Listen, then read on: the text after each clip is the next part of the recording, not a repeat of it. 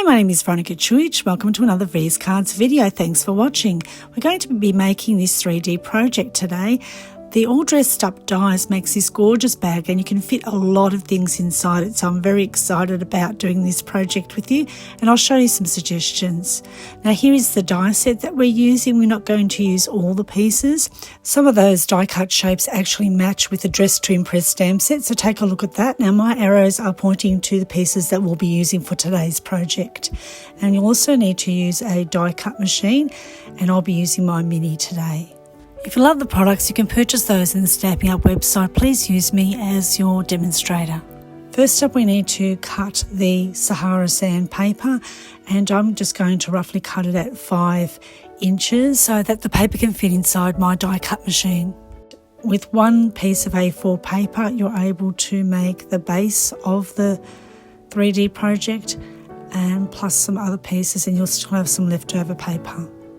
You'll need 2 pieces of the largest die and 2 pieces of the strips or the bag handles.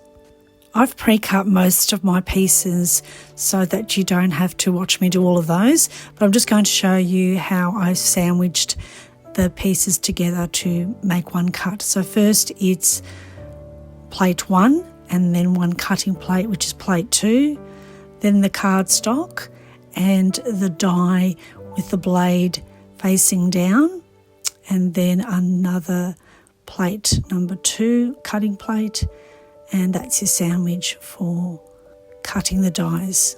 And we're just winding through there until we have completed the cut, and then I'm going to dry emboss that cut out piece using this folder, and you can use the positive or the negative side of the folder. So you can have the larger shapes raised or sunk in, and that depends on your preference. And I've chosen this side because I think it looks more like a handbag texture. I'm just laying the bag pieces out because I'm going to bend the creases. I just wanted to show you also that I've cut some more pieces to my project. And so I'm just pressing down or pinching down and running my fingers across that line, the scored line. Now there's a scored line in the centre and then there's a stitched line on either side. So you don't want to fold on the stitch lines, just the centre scored line. What I'm doing here to all my parts, and I'm making mountain folds, so I am folding so that the creases lift up rather than sink down to make mountain folds for those 2 parts. And I'm going to use some tear and tape to adhere the project together. It is a nice strong tape.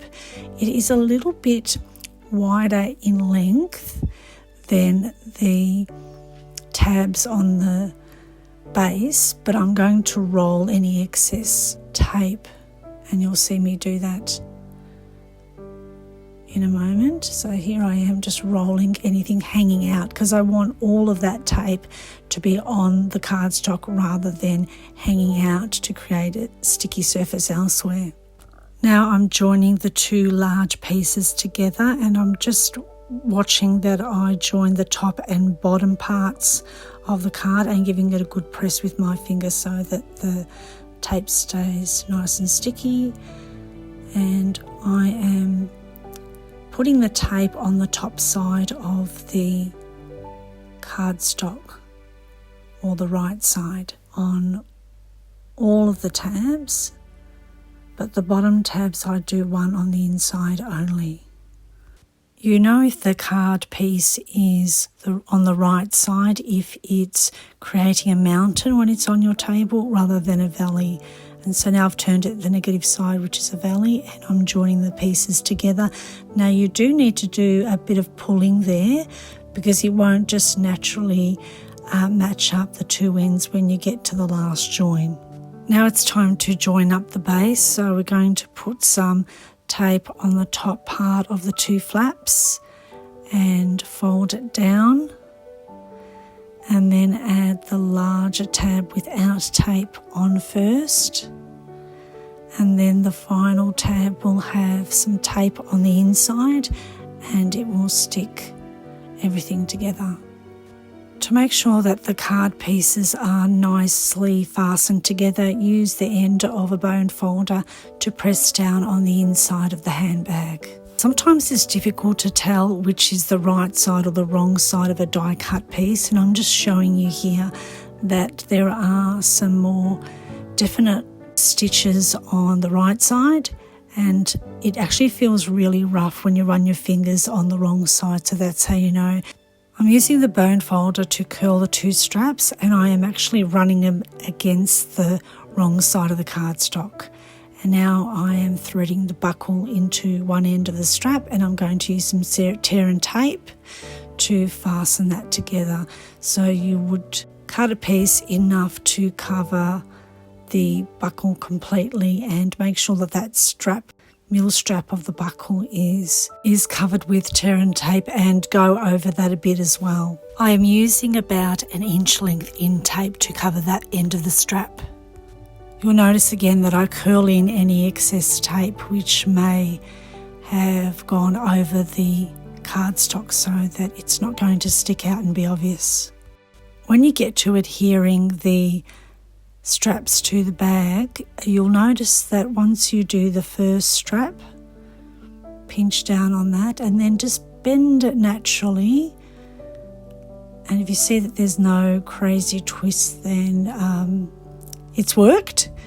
But because you've used the bone folder, it'll just naturally bend nicely and you'll get a nice curve there. So for this handbag, you'll notice that with the handles, I've used one end on the right of the front and then bend it over to the left of the front panel, and I do the same with the back.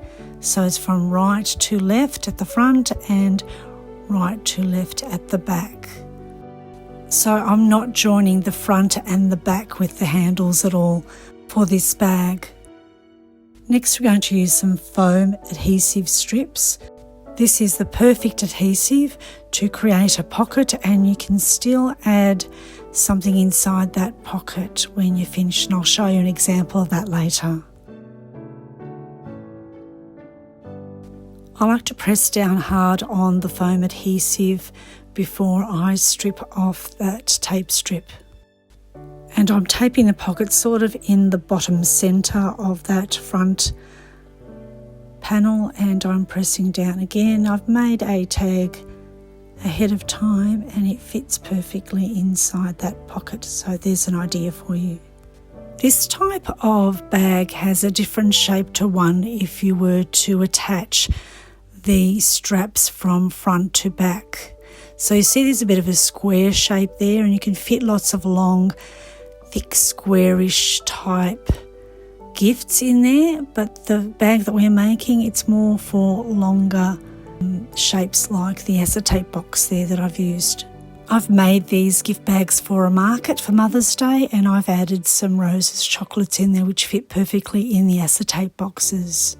I'm just showing you here that if you did a square version of the bag, you're not going to fit a nice ribbon spool in there, but with the one that we've made, a couple of ribbon rolls will easily fit in there nicely.